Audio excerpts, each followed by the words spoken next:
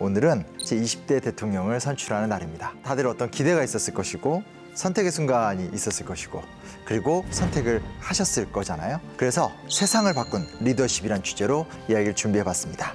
자, 그 첫 번째 이야기는 조선시대의 숙종입니다. 숙종은 팬데믹 속에 빛난 리더십, 이렇게 이야기를 한번 정해봤습니다. 숙종? 아니면 세종 이야기 할 줄 알았는데 왜 숙종이야? 자, 보세요.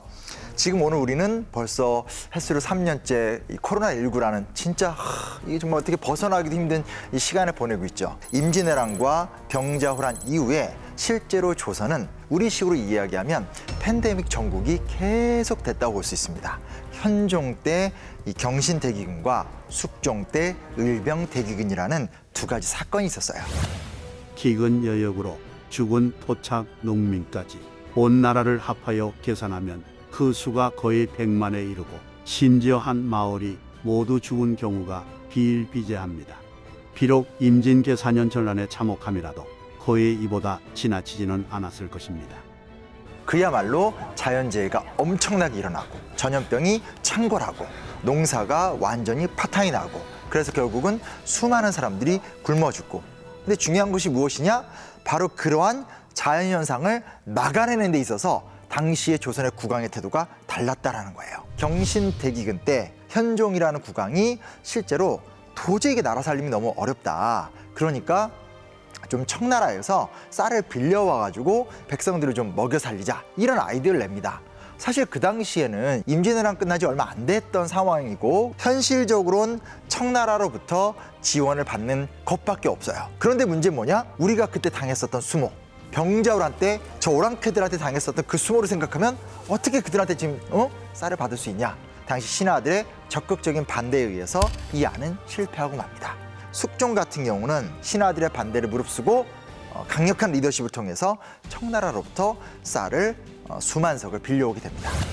이때에 청나라에서 쌀 2만 석 이외에 또 1만 석을 무상으로 주면서 이부시랑 도대를 별도로 보내어 해로를 따라가지고 나오게 하였다.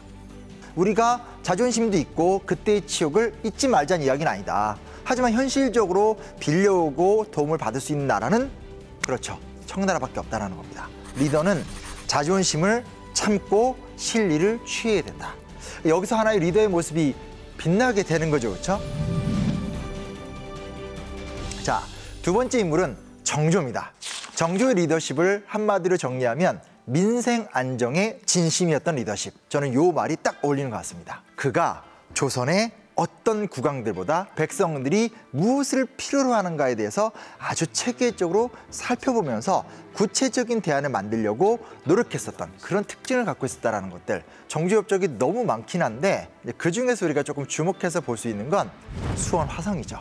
실제로 수원 화성을 짓는 것은 성을 짓는 것이 아니라 도시를 짓게 되는 거죠. 요즘으로 말하면 신도시를 건설한다, 이렇게 보시면 좋을 것 같아요. 국왕이 자, 성을 짓자라고 하면 당시의 법 자체가 백성들이 다 와서 의무적으로 노동을 해야 돼요. 정조가 선택했던 것은 뭐냐면 백성들을 모집을 해서 임금을 주자, 발상에 전환한 거죠. 성을 쌓으시려는 목적은 역시 국방 때문이옵니까? 난 백성들에게 새로운 경험을 주고 싶네. 자신의 노동에 정당한 대가를 지불받는 경험. 백성들은 생업도 포기하고 일을 해야 했어. 누구도 먼저 나서지 않을 테니 내가 나설 수밖에. 실제로 그 당시에 전국에서 이제 비숙련 노동자들이 몰려들어요. 근데 실제로 매일 2전 5푼 정도의 임금을 지불했다고 합니다. 당시에 일당을 한 20일 정도 모으면 쌀 한 섬 정도 살 수 있었다고 합니다. 그리고 이런 식의 새로운 경제 룰, 새로운 룰을 만들었다는 것도 우리가 기억해 볼 필요가 있습니다. 조선 국왕 이야기는 이 정도로 하고요. 그 다음은 대통령에 대한 이야기를 해보도록 하겠습니다. 저는 오늘 두 명의 대통령, 1993년 위대한 개혁을 이끌었었던 김영삼 대통령, 그리고 1998년 국난, 외환위기라는 국난을 극복했었던 김대중 대통령의 업적을 이야기를 해보도록 하겠습니다. 김영삼 대통령 하면 조금 이제 연배가 있으신 분들은 기억나지? 그 조선 총독부검을 빡! 아우 너무 속이 시원했어. 하나에 척결한 거 있잖아. 뭐 이런 이야기 하시는 분들도 계실 거예요. 지금도 아주 중요한 평가를 받는 것 중에 하나가 금융실명제라는 게 있습니다. 금융실명제를 정부가 드디어 실시하기로 했습니다. 당장 오늘 이 시각부터 실시하기로 했습니다. 금융 실명 거래 및 비밀 보장에 관한 대통령 긴급 재정 경제 명령을 발표합니다. 드디어 우리는 금융 실명제를 실시합니다.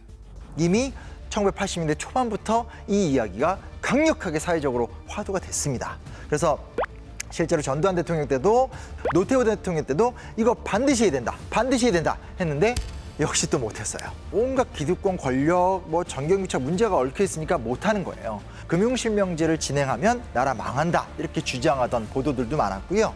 금융실명제를 하면 좋다는 건 다 알아요. 또 무엇보다 부정부패가 많이 척결이 될 수가 있죠. 전체적으로 쭉 살펴보게 되면 투명한 실물경제 시대, 투명한 어떤 경제 시스템의 변환 같은 것들이 지속적으로 이루어지게 됩니다. 김영삼의 리더십이라는 것은 철벽 같은 의지로 단숨에 문제를 해결하는 리더십인 거예요.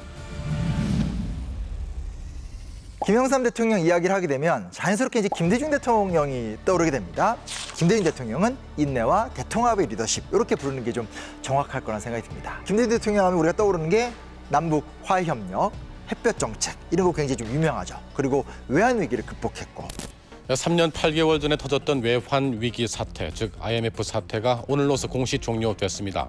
그때 IMF로부터 빌린 돈 가운데 마지막으로 남아있던 1억 4천만 달러를 오늘 정부가 모두 갚았습니다. 사실 제가 하나 추가로 더 말씀드리고 싶은 게 뭐냐면 아세안 플러스 3라는 게 있습니다. 아세안은 동남아시아 국가들의 연합체입니다. 지금 남북 문제도 중요하지만 한국이 처한 지정학적 위치를 생각해 보면 한국 옆에는 중국과 일본이 있고 밑에는 동남아시아가 있는 거예요. 중국은 이제 공산주의 국가니까 체제나 문화가 너무 차이가 크고 일본은 과거사 반성 문제가 있기 때문에 갈등이 심하고 그럼 어떻게 화해와 협력의 길을 만들 것이냐. 그래서 낸 아이디어가 자 우리도 가서 만납시다 라고 하면서 일본과 중국을 설득하죠. 그래서 그 당시에 오부치 총리 그리고 이 주룽지 총리 함께 해서 아세안 플러스3 모입니다. 김대중 대통령과 주룽지 중국 총리, 고이즈미 일본 총리는 오늘 조찬회동에서 해마다 3국 경제장관 회의를 열기로 했습니다. 동남아시아 국가들과도 태국, 필리핀 여러 나라들과 협력 관계를 계속 구축하고 이러면서 굉장히 중요한 어떤 외교사적인 성과를 만들어내게 되는 거죠. 국민 안에서의 대통합도 있지만 국제사회에서의 어떤 평화 이런 것들을 이루어내는 데 있어서도 좋은 아이디어를 줄 수 있다. 이런 것들을 좀 생각해 볼 수 있습니다. 과거 조선시대 때 국왕들 그리고 대한민국 역사 속에서 중요한 개혁을 했었던 대통령들을 좀 살펴보면서 한계도 있고 약점도 있고 이루어내지 못한 것들도 분명히 있습니다. 이번에 새롭게 뽑히는 대통령이 새로운 이야기를 열어가는 키메이커, 새로운 열쇠를 갖고 몰랐지? 딱 이러면서 나는 이 길을 열어주겠어. 국민들 여기 새로운 비전이 있습니다.